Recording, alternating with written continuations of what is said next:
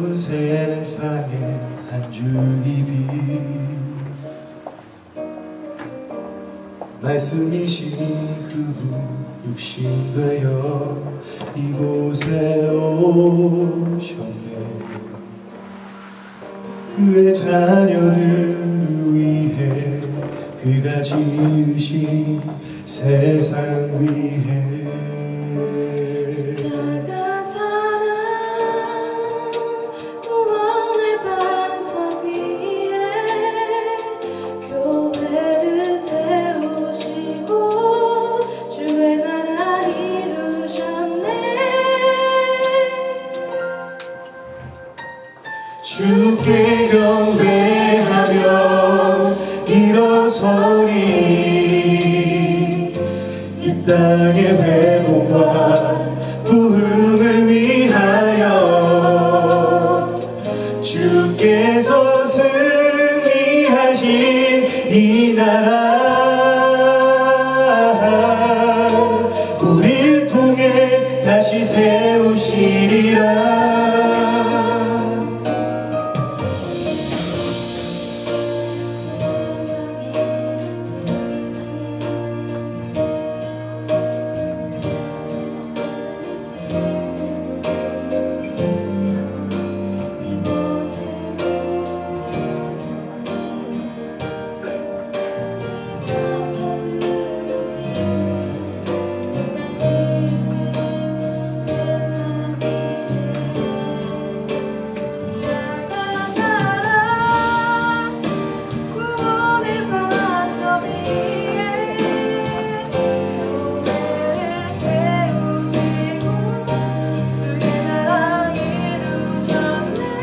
주께 경배하며 일어서리. 이 땅의 회복과 부흥을 위하여 주께서 승리하신 이 나라 우리를 통해 다시 세우시리라. 모든 교회가 성령님의 인도하심 따라 한 목적 위해 기쁨으로 하나 되어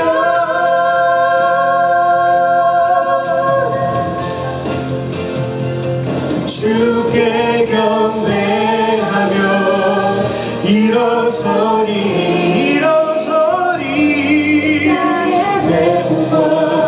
부흥을 위하여 주께서 승리하신 이 나라 우리를 통해 다시 세우시리라. 우리를 통해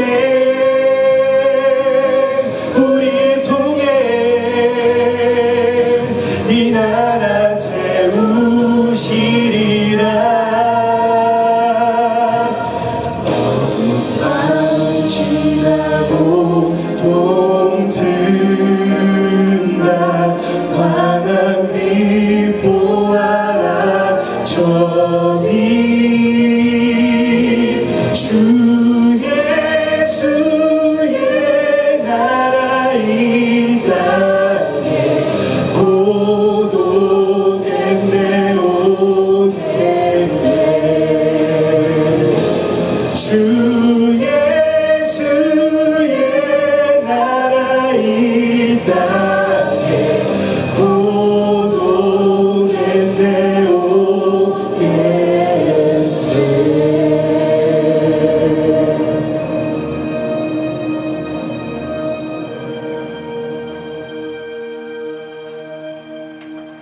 아멘.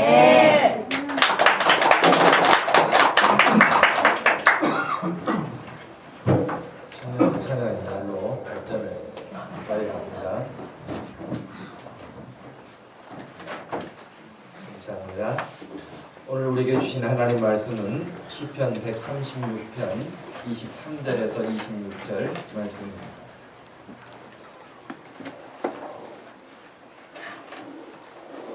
시편 136편 23절에서 26절 말씀 찾으셨으면 한 목소리로 읽겠습니다.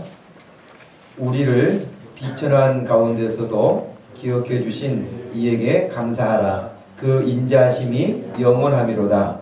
우리를 우리의 대적에게서 건지신 이에게 감사하라. 그 인자하심이 영원하미로다.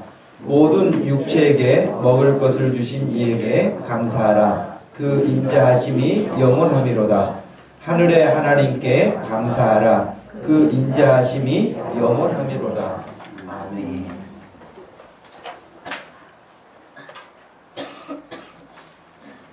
불을 켜주시기 바랍니다.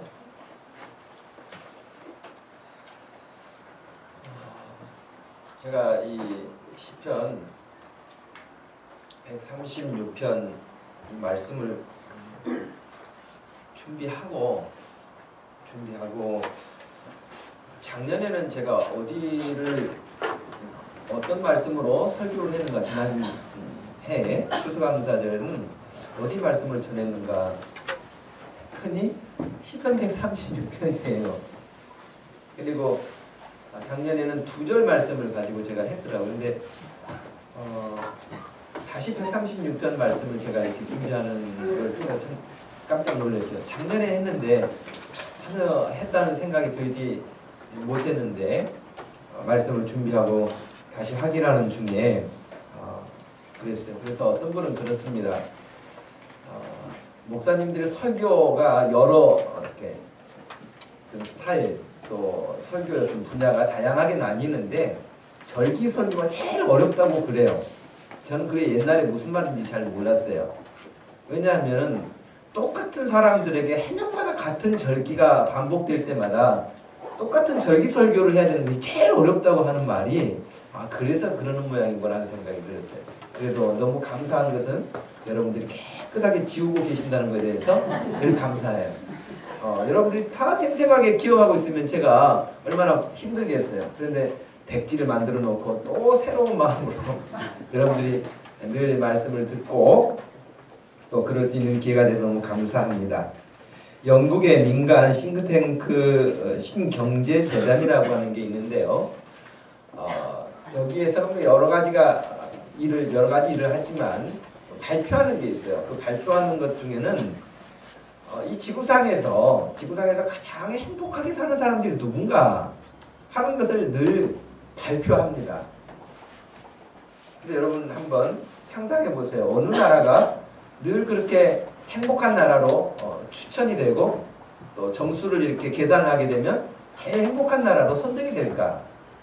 우리나라는 몇 위 정도 될까? 한번 생각해 볼 만은 합니다. 이 나라는 한 번만 1등한 게 아니라 여러 번 국가별 행복지수에서 1위를 차지한 나라입니다. 물론 그 평가를 하는 기준은 여러 가지가 있는데 삶의 만족도, 또 살고 싶은 기대 수명, 환경 오염, 또 자연을 얼마나 잘 보존하고 있는지의 여부, 또 유기농 음식을 먹고 지내는지, 또 생활에 좀 여유를 가지고 사는지, 이런 모든 것들을 조사해서 발표를 합니다. 어느 때는 151개 국가, 어떨 때는 143개 국가를 대상으로 이런 일들을 조사를 했는데요. 여러분 어느 나라일 것 같아요? 흔히 우리가 알고 있는 방글라데시, 혹은 필리핀, 혹은 뭐 캄보디아 그럴지 모르겠어요. 여러분 힌트를 좀 더 드린다면 이 나라는 군대가 없어요. 군대가 없고요. 국방 예산으로 써야 할 군대를 유지하면 국방비가 들어가게 되는데 그 예산으로 교육비를 투자해서 고등학교까지 무상교육이고 그 다음에 의료보험도 무상이에요. 그런다고 해서 GDP가 굉장히 높은 나라가 아니에요. $10,000불이 채 되지 않습니다. 그 나라 크기는 전라도, 경상도를 합친 정도니까 결코 적은 나라는 아니에요. 우리나라도 물론 적다고 하지만 사이즈가 작은 사이즈만 경상도 전라도 여러분 여행 갔다 오신 분들 꽤 넓어요. 그리고 싱가포르 같은 경우만 하더라도 서울시 정도밖에 되지 않습니다. 그러면은 경상도 전라도 정도는 굉장히 크죠. 거기에 비하면은. 여러분 저기 중간에 코스타리카라고 하는 빨간색으로 지도에 표시되어 있는 나라가 보일 것입니다. 이 나라가 1위예요. 가장 행복지수가 높은 국가예요.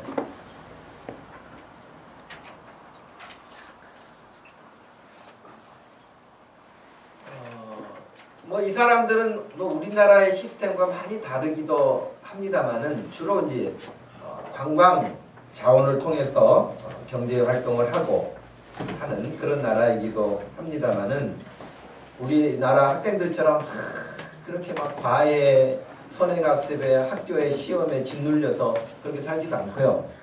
물론 공부합니다. 또 막 24시간 영업하면서 그렇게 돈 벌기 위해서 그런 나라도 아니고요.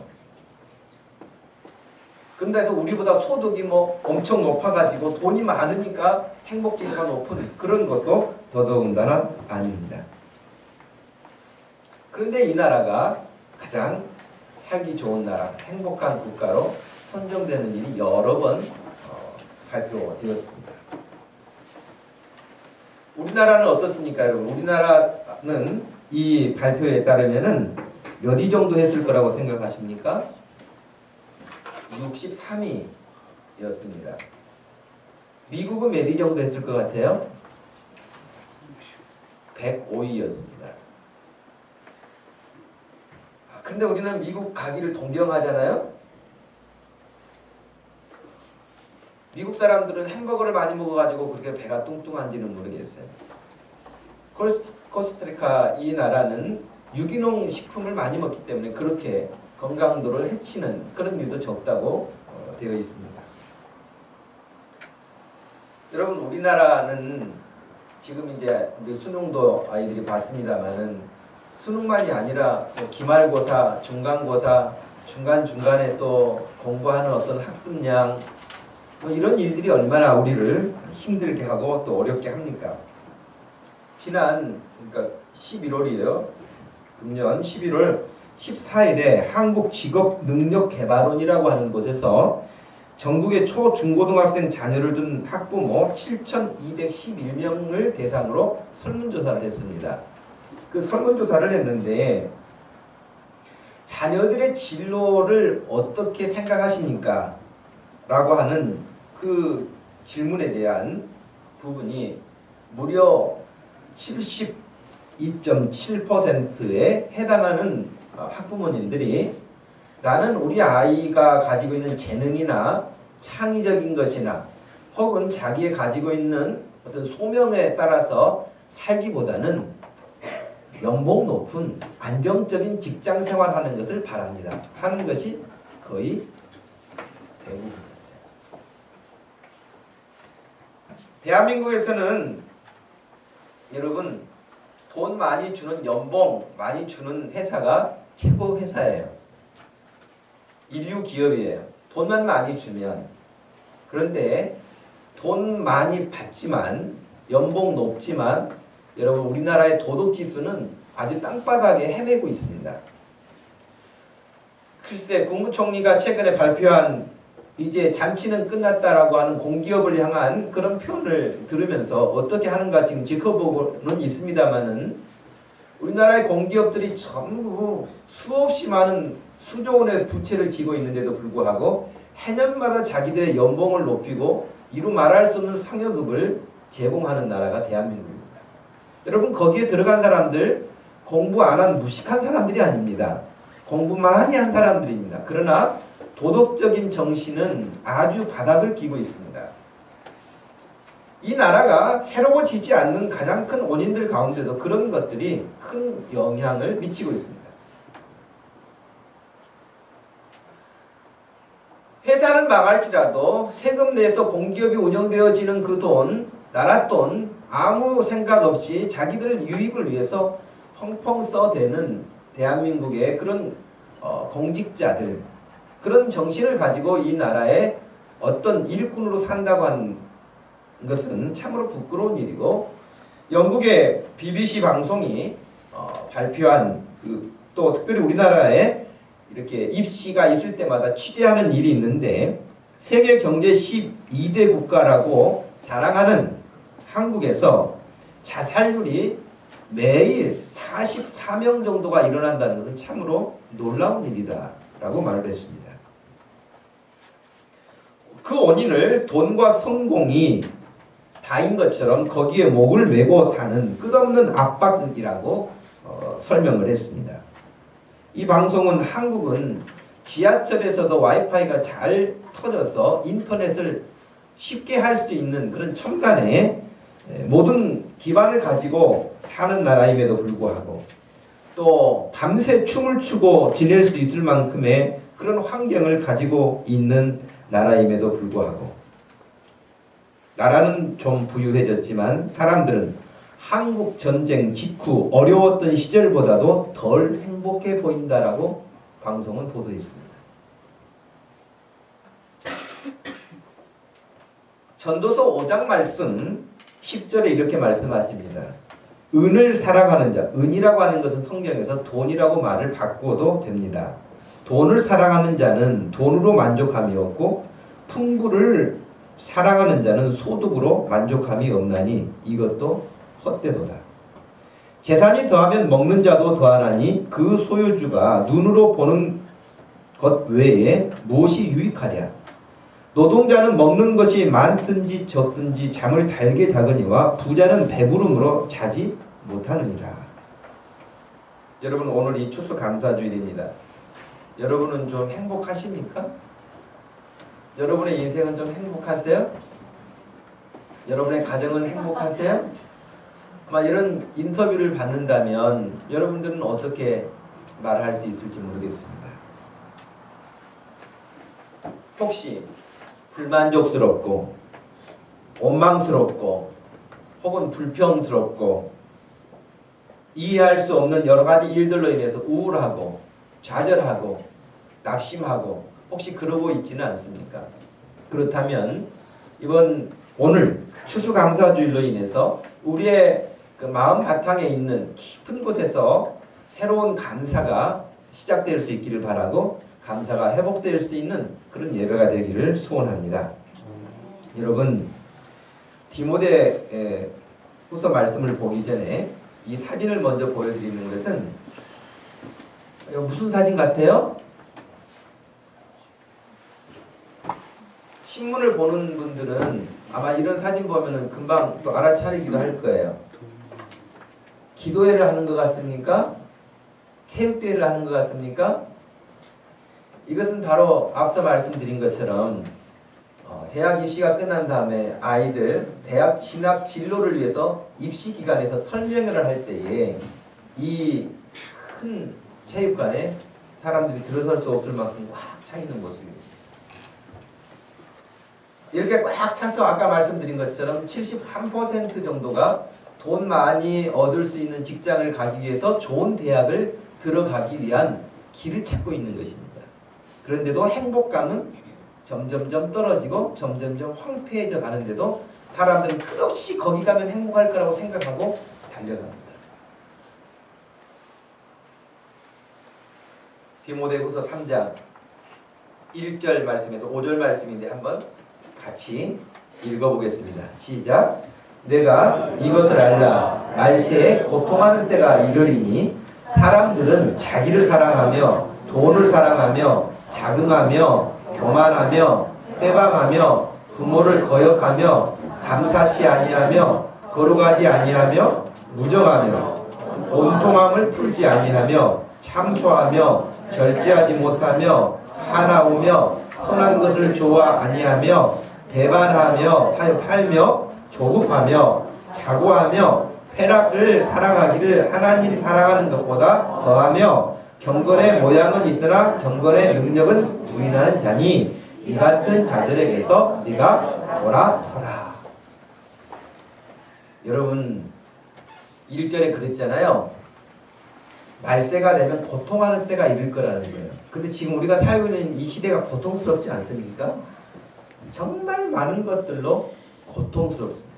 뉴스를 봐도 즐거움이 없습니다. 끔찍끔찍합니다. 근데 여러분 2절 말씀에서 5절 말씀 사이에 제가 어제 이 말씀을 보면서 번호를 매겨본 거예요. 19가지 증상을 이렇게 쭉 설명을 하면서 이런 일로 인해서 고통스럽게 된다는 거예요. 여기는 여러분들이 보시면서 나하고 해당되는 것이 몇 개 있는가 한번 살펴보시기 바랍니다. 내가 고통받고 사는, 내가 감사하지 못하고, 내가 만족하지 못하고, 하나님의 은혜에 찬송하지 못하고 사는 이유가 무엇인가를 이 19가지에서 체킹해 본다면 나에게 몇 가지가 해당되는가?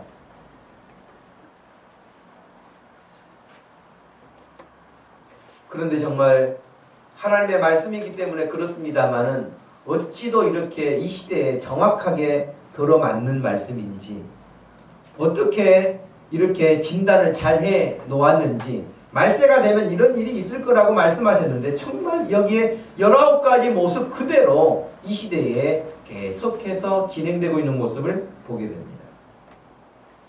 7번에 감사치 아니하며 라고 했는데 감사가 없는 시대이기도 합니다. 여러분 최근에 누구에겐가 정말 여러분의 마음에 감동을 받고 여러분들이 정말 마음으로만 감동에 끝나지 않고 자기에게 그 감동을 준 사람에게 정말 감사합니다라고 이렇게 여러분 감사의 표현을 하신 분이 있습니까? 그렇게 해본 경험이 있는 사람은 그 인생은 참 행복한 인생이에요. 내가 누군가로부터 혜택을 받고 감사의 표현을 할 수 있는 사람은 복된 사람이에요. 근데 지금 이 시대는 감사가 없어요. 감사가 없는 시대예요. 사도 바울은 로마 성도들에게 편지를 쓰면서 서글픈 표현을 하게 됩니다. 로마서 1장 21절 말씀에 따르면 하나님을 알되 하나님을 영화롭게도 아니하고 감사하지도 아니하고 오히려 그 생각이 허망하여지며 미련한 마음이 어두워졌다라고 그렇게 말합니다. 사도 바울도 로마 시민들에게 성도들에게 편지를 쓰면서 그 시대 사람들 역시 하나님 앞에 감사치 않는다. 하나님을 영화롭게 하는 것은 아예 상상할 수도 없고 기대할 수도 없고 감사조차도 없다는 거예요. 바울은 그 사실을 보면서 바울이 여러분 늘 우리에게 가르치는 거 뭡니까? 감사해라, 기뻐해라, 범사에 감사하라고까지 우리에게 가르쳤는데 사람들에게 감사가 없다는 것입니다. 여러분 오늘 예배를 드리면서 여러분 2013년 추수감사절을 하나님 앞에 드리면서 여러분의 인생에 있어서 감사가 회복되기를 원하고 감사가 새롭게 시작될 수 있기를 축복합니다. 여러분의 심령이 정말 감사할 수 있는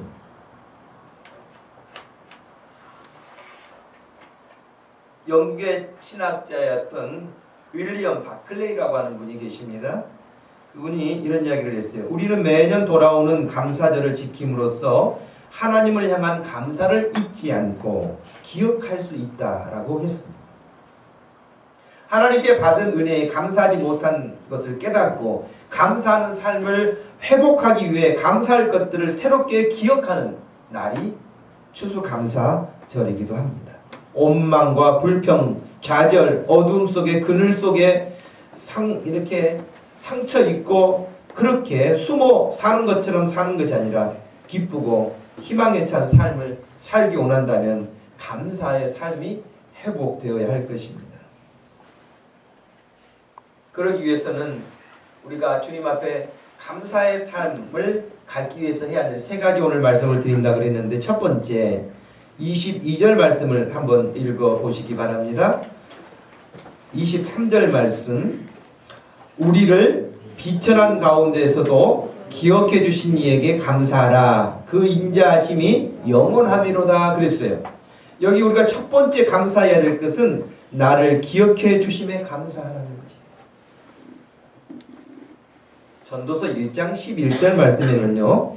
이전 세대들이 기억됨이 없으니 장래 세대도 그 후 세대들과 함께 기억됨이 없으리라 그랬어요.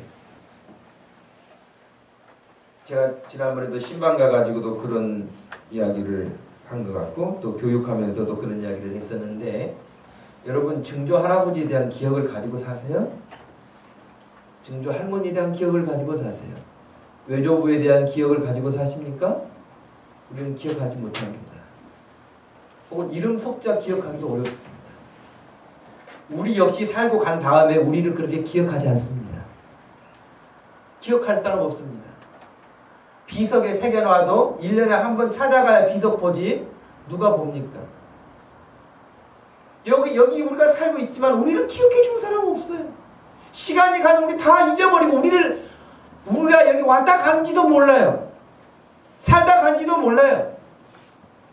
기억함이 없을 거라고 말했어요.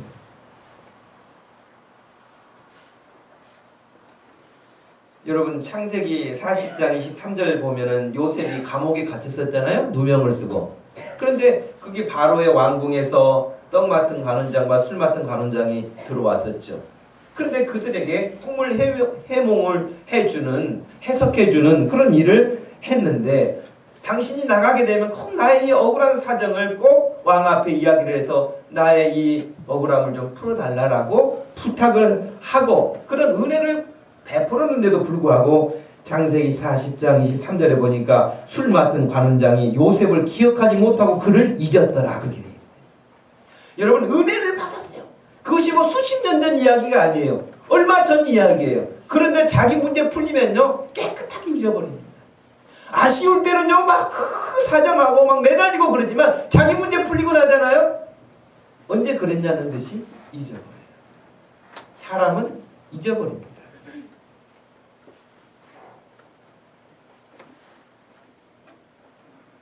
오늘 여러분을 누가 기억해 줍니까?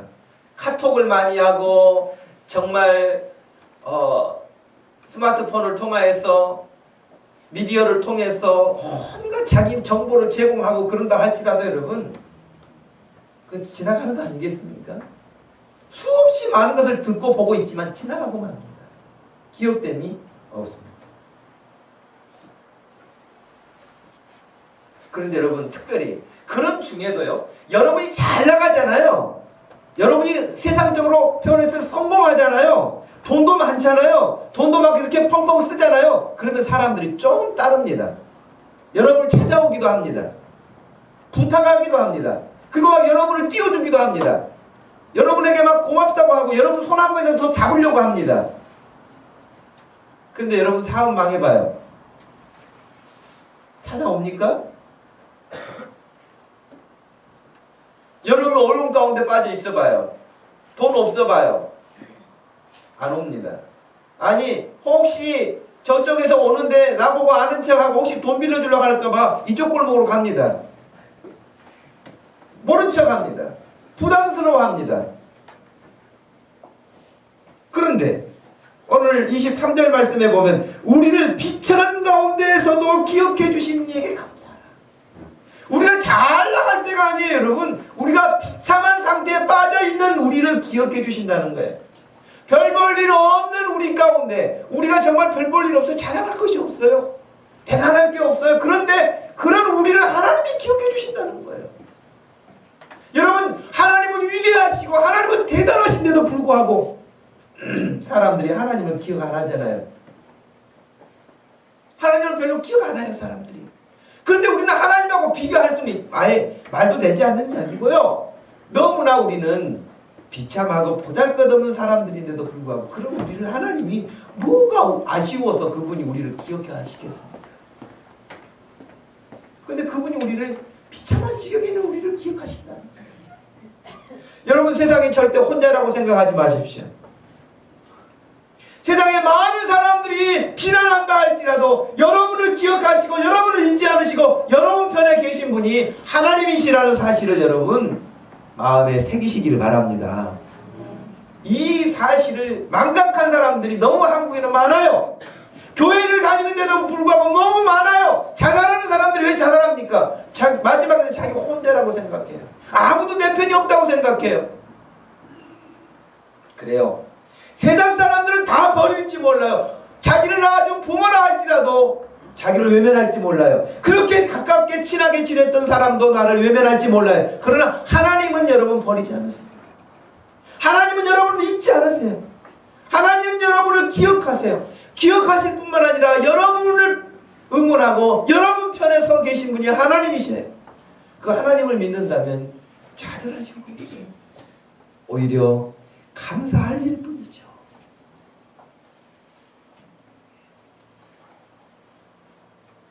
여러분이 지금 이 시간에 선거 유세 방송하는 것처럼 탑차를 하나 만들어가지고 마이크를 잡고 제가 누굽니다 라고 하면은 사람들이 뭐라고 생각하겠어요? 제가 누구야? 쟤 왜 저래? 무슨 일 있어? 뭔 일이야? 누가 기억해 줍니까?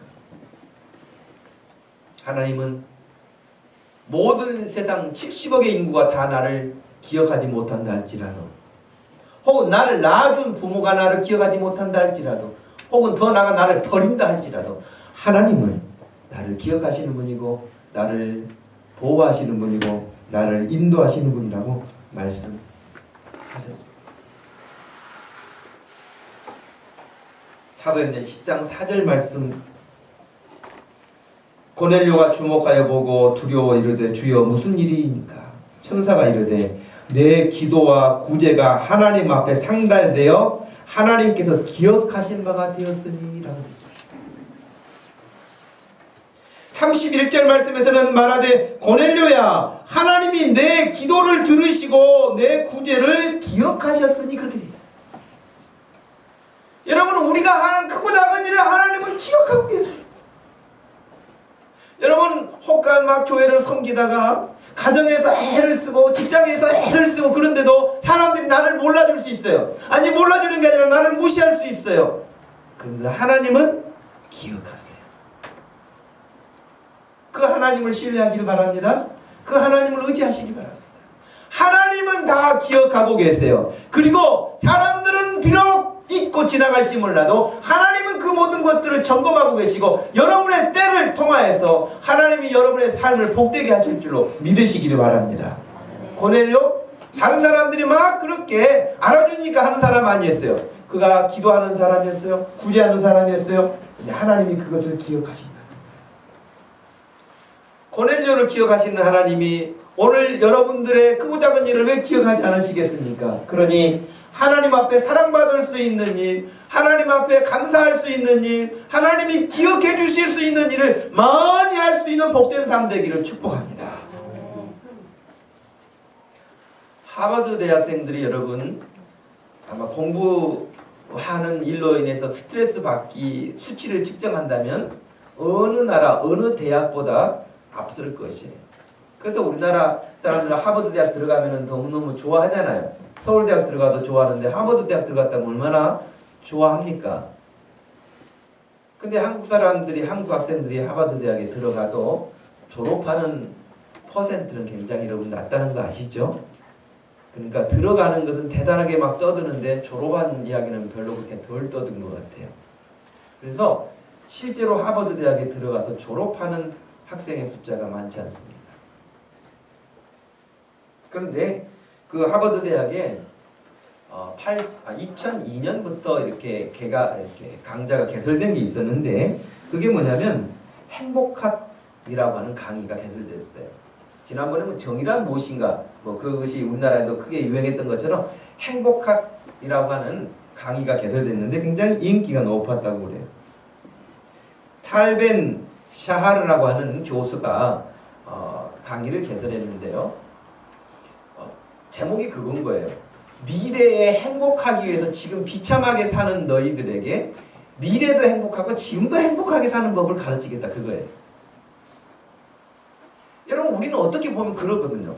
미래, 지금보다 더 나은 미래를 준비하기 위해서 지금 너무 비참하게 사는 사람들이 많다는 거예요. 그럼 오늘도 행복하게 살고 내일도 행복하게 살 수 있는 여러분 되기를 축복합니다. 그런 사람이 돼야 되지 않겠어요? 공부하는데 여러분, 하버드 학생들이 졸업하기 위해서, 학점 따기 위해서 그 엄청난 과제 학습 분량들을 소화해내는데 극심한 스트레스가 있지만은 행복하게 살 수 있는 길을 그가 가르치는데 52주 프로젝트예요. 근데 52주 프로젝트 가운데 첫 번째 주에 첫 번째 챕터에서 여러분 제시하고 있는 게 뭔지 아세요? 놀랍게도 감사하는 마음 갖기예요. 그러니까 미래에도 행복하게 살고 지금도 행복하게 살기를 원한다면 첫 번째 해야 될 일이 그 예수 믿고 안 믿고를 떠나서 일반 학문을 가지고 있는 사람도 생각하기를 감사하는 마음 갖기가 첫 번째라. 그래서 그가 이렇게 이야기를 해요. 감사하는 마음을 갖고 여러분의 생활에서 실제로 적용해봐라. 실천해봐라. 어떻게? 오늘 하루가 지나가면서 내가 감사할 수 있는 일 5가지를 매일매일 적어봐라.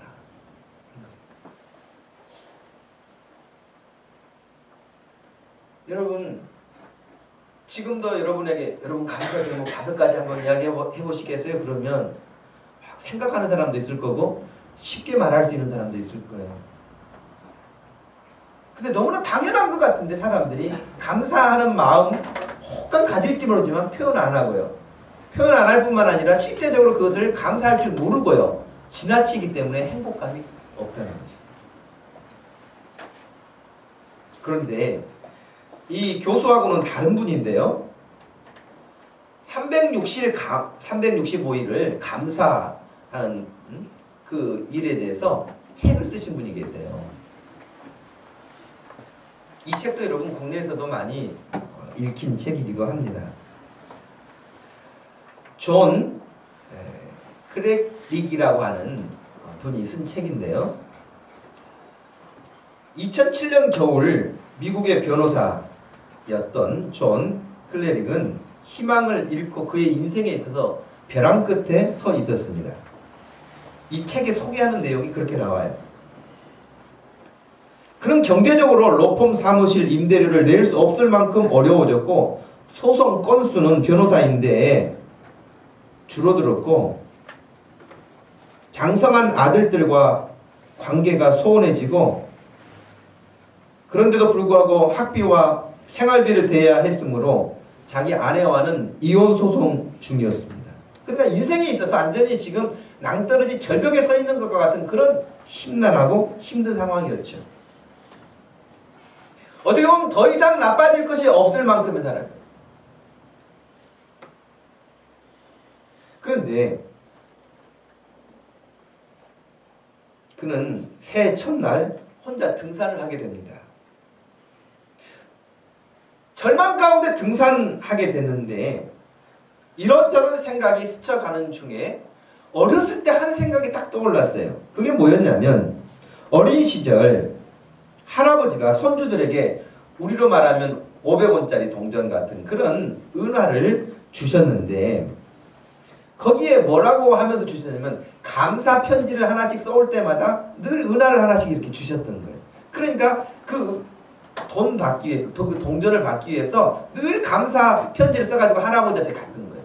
그러면 또 동전을 하나 주고 또 하나. 그러니까 참 그 할아버지가 지혜로우신 분이죠. 아이가 감사하는 생활이 훈련될 수 있도록 하셨으니까 얼마나 지혜로우신 분이세요.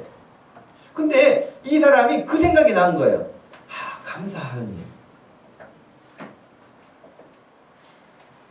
그리고는 자기 마음속에 그 어린 시절의 생각을 더듬으면서 그래, 내가 지금 절망 가운데 이 극한 상태에 빠져 있지만 내가 감사할 수 있는 일이 무엇일까? 감사한 일을 찾아보자 라고 해서 제일 먼저 했던 일이 뭐냐면 그 지난해에 아들이 자기에게 커피 메이커를 이렇게 기계를 사줬는데 그 일을 먼저 감사해야 되겠다 생각을 한 거예요. 한 번도 아들에게 감사하다는 말을 못했는데 감사해야겠다고 편지를 썼어요. 아들에게. 근데 편지를 썼는데 막상 보내려고 하니까 어디 산지를 모르는 거야, 아들이. 그러니까 자기가 바쁘게 사는 바람에 아들이 어디 산지도 모르고 살아왔던 거예요. 그래서 전화를 했죠. 그래서 아들한테 전화해가지고 주소 물어보고 편지를 보낼 만큼 그렇게 시작을 합니다.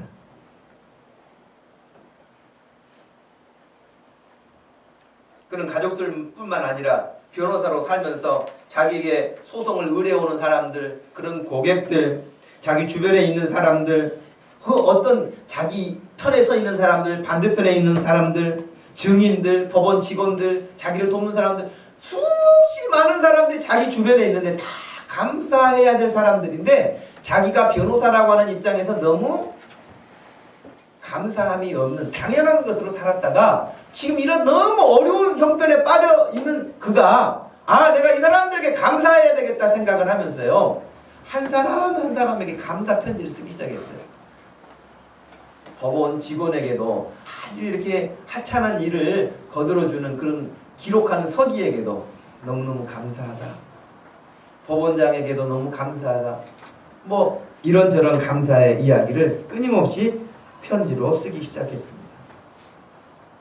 그렇게 쓰다 보니까요, 감사할 수 있는 대상이 너무 많아져서 자기 집에 와서 전기를 수리해줬던 사람, 또 수도를 수리해줬던 사람, 아파트 관리인, 잃어버렸던 고양이를 찾아주는 사람, 자기가 단골 손님이라고 자기 이름을 기억해주는 사람, 또 모든 주변의 사람들을 자기가 생각하면서 다 감사 편지를 쓰기 시작했어요. 그런데 1년이 조금 지나는데요, 그러니까 매일 감사 편지를 썼는데 365통의 편지를 쓰면서 변호사였던 존 크렐릭이라고 하는 이 사람은 큰 변화를 맞게 되는데, 그 365일 자기가 감사 편지 써서 보내는 일밖에 없었는데요, 망해가던 로펌 회사를 맡아가지고 대표가 됐어요. 자식들에게는 사랑받는 아버지로 변했고요, 동료들에게는 실력 있는 사람으로 자리를 잡게 됐습니다. 그리고 나가서는 LA 주의 대법원 판사까지 되게 됩니다. 그리고 마음을 감동시키는 힘이라고 하는 365 땡큐라고 하는 이 책을 써가지고요, 이 책이 또 베스트셀러가 됐어요. 여러분, 누가 시켜서가 아니라 사람들 그냥 너무 다 당연한 것처럼 여기는 것을 이 사람은 감사한 것뿐이에요. 사람들 앞에 감사한 것뿐이에요. 그런데 삶이 바뀌어버린 거예요. 여러분, 하나님 앞에 감사한다면 사람에게 감사해도 이런 놀라운 역사가 사람들로부터 반응이 와요. 그런 편지를 여러분에게 누군가가 그런 편지를 썼다면 얼마나 여러분도 기분이 좋겠습니까? 그런데 이 편지를 받은 사람들이 다 이 사람을 좋아한 거예요. 사람에게만 감동을 조금 줘도 이런 역사가 일어나는데 하나님께 감사하는 사람을 하나님이 그냥 두시겠어요, 여러분? 하나님 앞에 감사하시고 또 감사할 수 있기를 바랍니다. 두 번째는 나를 구원하심에 감사하라는 거예요. 24절 말씀도 한번 다시 읽겠습니다. 우리의 대적에게서 건지신 이에게 감사하라. 그 인자하심이 영원함이로다. 감사 중에서 가장 크게 감사해야 될 일이 있다고 한다면 나를 구원하신 하나님에 대해서 감사해야 됩니다. 여러분, 나를 구원하신 하나님에게 감사하십시오.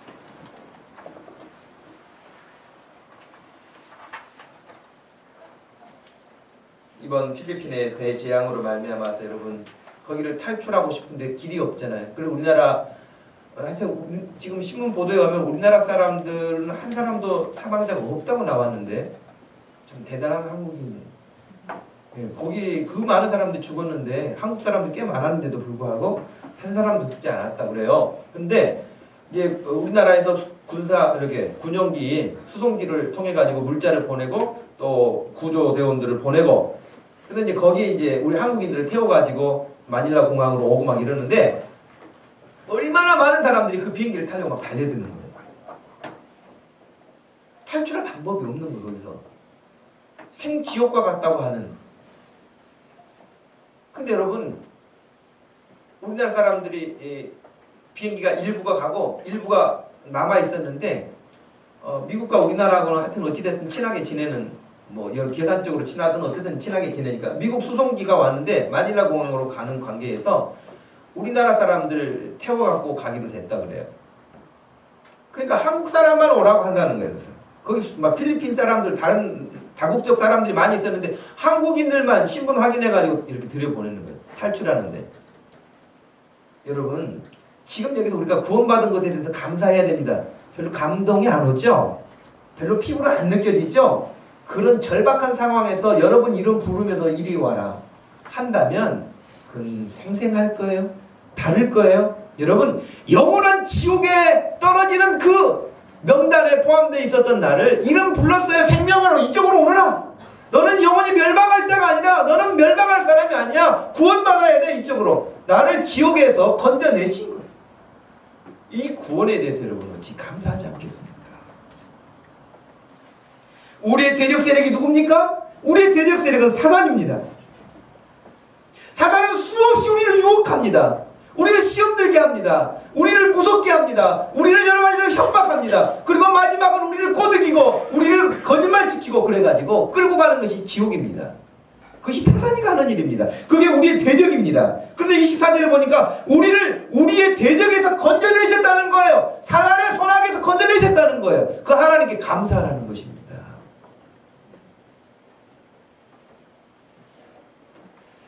이사야 48장 17절 말씀에 너희의 구속자이시고 이스라엘의 거룩하신 이에게 그 여호와께 감사하라고 말하는데 그 하나님께서는 내게 유익하도록 가르치시고 너를 마땅히 행할 길로 인도하는 내 여호와 하나님이라고 말씀하십니다.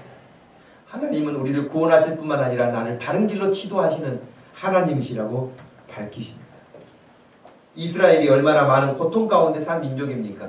여러분 창세기부터 요한계시록까지 수없이 많은 전쟁과 억압 가운데 나라를 잃고 살았던 사람들입니다. 그런데 하나님이 그들을 건져내십니다. 430년 노예로 살던 애굽에서도 건져내십니다. 수없이 많은 가나안 족속들에게서 그가 건져내십니다. 바벨론에서도 건져내시고 아수르에서도 건져내십니다. 로마에서도 그들을 건져내십니다. 구원해 주십니다. 그러나 그것보다 더 무서운 억만 죄악에서 우리를 건져내신 저와 여러분들을 그렇게 구원해내신 그 은혜를 생각한다면 여러분 감사하고 또 감사하고 찬송하고 또 찬송해야 될 것입니다. 우리나라 역시 여러분 이 대한민국 그것도 반토막 난 이 작은 땅 중국, 러시아, 일본 멀리 있지만 미국 여러분 수없이 많은 강대국들이 큰 나라들이 이 작은 나라를 지정학적으로 이용하기 위해서 여러분 얼마나 많이 침략하고 얼마나 많은 외세 가운데 우리가 고통을 당했습니까? 그런데 대한민국이 지금 이렇게 있습니다. 하나님을 마음껏 예배하며 살 수 있습니다. 여러분 이런 나라에서 지금 우리가 있음에 얼마나 감사해야 될지요. 마지막 세 번째 25절 말씀입니다. 같이 읽습니다. 모든 육체에게 먹을 것을 주신 이에게 감사하라. 그 인자하심이 영원하미로다. 여러분 하늘의 새도 다 먹고 살잖아. 저기 자유로 쪽으로 제가 운전하면서 보니까 어떻게 때를 알고 왔는지 우리 추수 다 끝날 때면은 그렇게 기러기, 오리 이런 애들이 다 날라와가지고 아주 논바닥이 까매요. 그런데 걔네들이 굶어 죽지 않고 뭘 그리 먹는지 그 많은 새들이 여러분 다 먹고 살아요. 하늘에 나는 새들이 다 먹고 살고요. 이 땅에 육체를 가지고 있는 모든 동물들이 다 먹고 살아요. 사람은 말할 것도 없이 여러분 지구 한편에서는 먹을 것이 없어 굶주려 죽어가고 한편에서는 너무 과도하게 먹어서 살 뺀다고 몸부림을 치는 이런 세상 아닙니까? 그러다 보니 먹어도 감사할 게 없어요. 먹으면서 불평해요. 살찐다고. 이런 세상 살아요.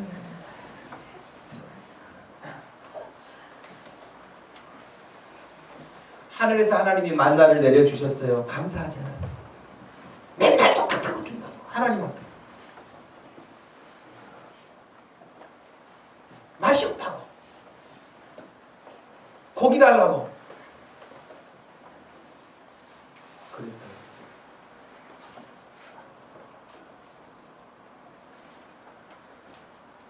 맛있으면서 맛 없다면서도요. 맛 없다면서도 욕심은 또 내. 그래 여러분 출애굽기 16장 19절에 이렇게 나와 있어요. 모세가 그들에게 이르기를 아무든지 아침까지 그 만나를 남겨두지 말라 하였으나 그들이 모세에게 순종하지 아니하고 더러는 아침까지 두었더니 벌레가 생기고 냄새가 난지라. 하나님 다 못 먹게 만드세요. 만나는 딱 그날 먹게 만드셨어요. 그날 지나면 못 먹어요. 썩게 만들었어요.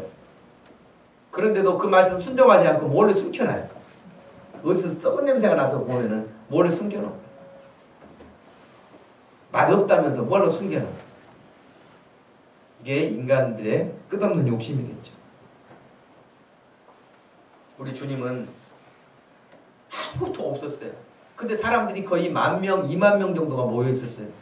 야, 얘들 좀 먹을 것 좀 줘라. 근데 먹을 게 아무것도 없는데요. 네. 물고기 2마리, 작은 떡 5덩어리. 그거 있는데 그 어린애가 먹는 도시락이 작은 도시락이 그거 있는데 그것을 예수님이 손에 올리고 하나님 앞에 감사기도 하세요. 감사기도 하신다고요. 여러분 같으면 어떻게 되겠어요? 20,000명이 모여 있어요. 근데 도시락 하나 있어. 눈이 그냥 부리부리 해가지고 지금 기도 끝나고 눈 감으면 누가 날카채갈까봐 눈도 안 감고 기도 끝나기 아멘 하기 기다리고 있지 않겠을까요? 근데 주님이 그 작은 것인데 감사기도 하세요. 어떤 일이 일어났어요? 그 사람들이 다 먹고요. 남았어요. 별로 놀라지도 않죠. 그 작은 거 우리 예수님이 대단하게 막 기적을 거기에 막 뭔가를 이렇게 힘을 가해 놓으신 게 아니에요. 하나님 아버지 앞에 감사 기도할 뿐이었어요. 먹고 남으셨어요. 남기셨어요. 전 세계 여러분 배고파서 굶주린 사람들이 굶주린 아이들이 3억 5천만 명이라고 해요. 3억 5천만 명이 굶주림에 달아요. 이 사진은 1994년도에 퓰리처상이라고 사진 작가들에게 굉장히 큰 상인데 그 수상한 작품이에요. 여러분 어린 소녀가 배급 양식을 구하기 위해서 가다가 기력이 없어가지고 쓰러진 거예요. 더 이상 못 가는 거예요. 근데 그 뒤에 힘센 살찐 독수리가 와 있어요. 얘 죽으면 먹으려고 독수리가 기다리고 있는 거예요. 죽기를.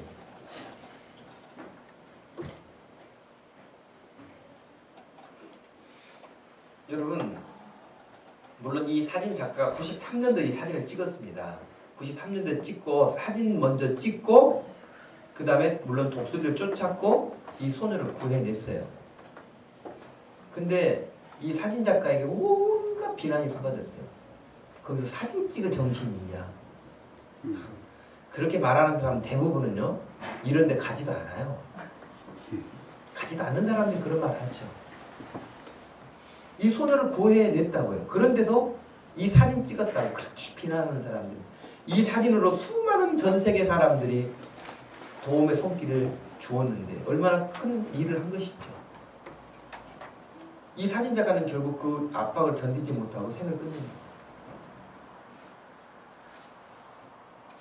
근데 여러분 3억 5천만 명이 이런 굶주림 가운데 있어요. 여러분 학교 다니는 것은 사치스러운 일이에요. 이들에게 5살짜리가 노동 현장에 가서 일하는 걸 제가 봤거든요. 5살짜리가 금강석 같은 데 가서 돌을 줍더라고. 5살짜리가 본 게 그거니까 부모, 형, 누나 다 하니까. 여러분 식사기도 어떻게 하십니까? 눈 감았는지 떴는지 했는지 안 했는지 모르게 여러분 그렇게 기도하면 안 됩니다. 오늘 점심부터 기도하실 때 비록 콩나물 국밥이지만 여러분 감사하고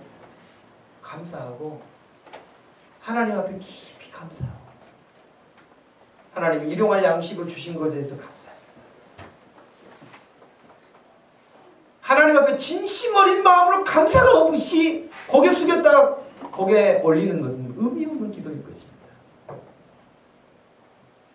이렇게 사람들이 죽어가는, 식량이 없어서 죽어가는 이런 세상 가운데에 여러분, 어떤 아이들 같은 경우는 태어나서 더 이상 어떻게 해볼 수가 없으니까 아예 부모가 버립니다. 자식을 버림받지는 않았는데도 불구하고 병원 갈 수 있는 입장이 되지 않으니까 병원 가지 못하고 죽어가는 아이들이 많습니다.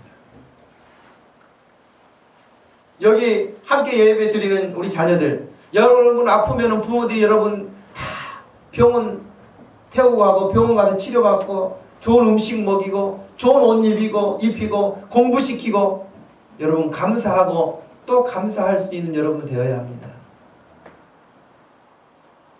감사가 없는 자녀들 미래 없습니다. 물론 부모들도 하나님 앞에 감사하기는 마찬가지겠지만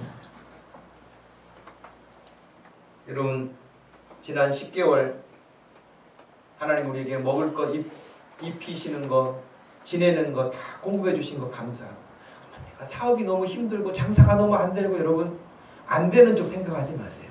지금 먹고 지낼 수 있도록 하나님이 풍성하게 채워주신 것에 대해서 감사할 수 있기를 바랍니다. 그 감사할 수 없는 사람은 더 큰 감사를 할 수가 없어요. 지금 뭐 손에 지금 쥔 것이 없다고 감사할 것이 없다고 여러분 불평하지 마세요. 원망하지 마세요. 26절에서는 그렇게 말씀하셨습니다. 하늘의 하나님께 감사하라. 다른 것에 감사할 것이 아닙니다. 하나님께 감사하라 그럽니다. 시편 4편 7절 말씀에 주께서 내 마음에 두신 기쁨은 그들의 곡식과 새 포도주가 풍성할 때보다 더 기쁩니다. 여러분의 심령에 이번 추수감사절을 통해서 정말 감사하고 하나님으로 인해서 기뻐하는 것이 세상에 연봉이 높은 것 때문이 아니라 세상에 출세한 것 때문이 아니라 하나님 앞에 하나님 그분이 나를 비천한 나를 누구도 알아주지 않은 나를 기억해 주심에 감사하고 나를 구원해 주심에 감사하고 나에게 일용할 양식을 먹여주심에 감사하고 여러분의 감사 생활이 평생에 하나님 앞에 더 크게 나타날 수 있기를 주님의 이름으로 축복합니다. 우리 한번 같이 기도할 때 여러분 하나님 앞에 먼저 감사, 그리고 여러분 부모에게 여러분의 생활에서 감사할 이야기들 하나님 앞에 감사합니다. 10가지 이상씩은 하나님 앞에 감사할 수 있는 기도의 시간 되기를 바랍니다. 우리 소리내서 기도하십시다. 하나님 아버지 고맙고 감사합니다. 정말 입술로만 하는 감사가 아니라 하나님이 우리에게 주신 셀 수도 없고 계산할 수도 없는 너무나 많은 감사의 제목들, 지나쳐 온 것들을 용서해 주옵소서. 하나님 앞에 마땅히 감사해야 될 것들을 감사하지 못하고 그렇게 흘려왔던 것들도 용서해 주시옵소서. 하나님 아버지 이 시간도 우리 주님 앞에 추수감사절로 우리가 지내면서 우리의 신앙에 있어서 감사 생활을 회복할 수 있기를 원합니다. 하나님 앞에 인색하지 아니하고 더 크게 감사할 수 있는 믿음 되게 하여 주옵소서. 하나님 지금 형편 어렵다고 지금 어떻다고 원망하고 불평하는 것이 아니라 지금 이 환경을 이 조건을 감사할 수 있게 하여 주옵소서. 이 믿음을 먼저 회복할 수 있게 하여 주옵소서. 나를 비천한 중에도 기억해 주신 하나님을 감사하고 하나님 나를 구원하시고 나에게 일용할 양식을 공급하시는 나에게 아버지 하나님 이런 믿음의 환경을 허락하여 주신 것을 감사하고 감사하며 살 수 있는 우리 성도들 되게 하여 주시고 우리 목동 주심교회가 될 수 있도록 우리 주님 손을 들어 축복하여 주시옵소서. 하나님 기억하여 주옵소서. 하나님 아버지 고맙고 또 감사하고 감사합니다. 하나님 감사하지 않을 것이 없는 아무것도 불평할 것이 없는 이런 환경에 있으면서도 마땅히 입술을 열어 고백하고 헌신하고 감사해야 될 우리의 삶을 하나님 그리 하지 못한 거 용서해 주시고 하나님 이 시간을 통해서 다시 감사가 우리 심령 가운데 회복되게 해주시고 평생 감사하며 살게 하여 주시옵소서. 하나님 우리를 기억해 주시는 하나님, 우리에게 선을 베풀어 주시는 하나님, 일용할 양식을 공급해 주시는 하나님, 주님 나라에 우리가 도착할 때까지 이 땅 나그네 인생을 사는 모든 성도들에게 힘 주시고 능력 주시고 우리 주님과 함께 동행하는 기쁨이 되게 하여 주시옵소서. 예수님의 이름으로 기도하옵나이다. 아멘. 다 같이 자리에서 일어나셔서 감사 찬양.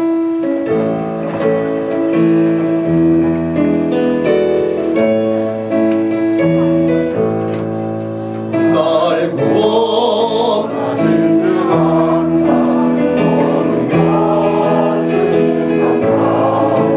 귀한 주님의 감사 주의 곁에 계시네 양리로 공천의 감사 풍성한 마을 감사 사라진 눈물도 감사 너의 영혼 평안에 응답하신 기도 감사 거절하신 것 감사 애처로운 꿈난 감사 모든 것 채우시네 아픔과 기쁨도 감사 절망 중 위로 감사 증량 못할 은혜 감사 크신 사랑 감사해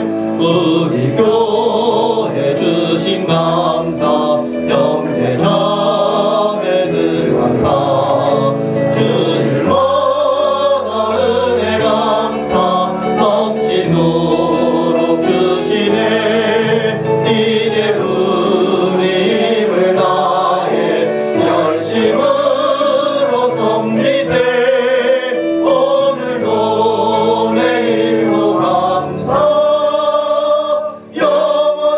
영원토록 감사해. 지금은 우리 주 예수 그리스도의 구속의 은혜와 우리 하나님 아버지의 끝없는 사랑과 성령 하나님의 감동 감화하심이 오늘 이 예배를 통하여 평생 감사하며 살기 원하는 사랑하는 모든 성도들 머리 위에 지금부터 영원토록 함께 계실지어다. 아멘.